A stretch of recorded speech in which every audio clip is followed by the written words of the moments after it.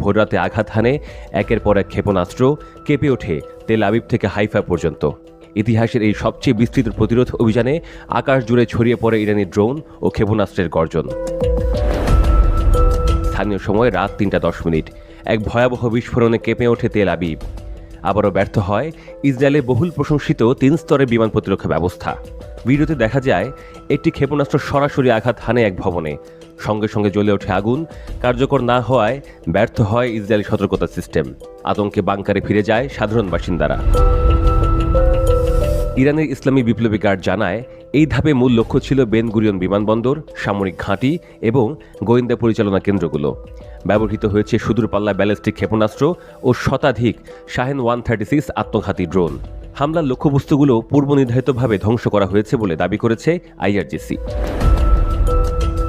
শুক্রবার রাত থেকেই ড্রোনের শব্দে প্রকম্পিত হয় পুরো অঞ্চল।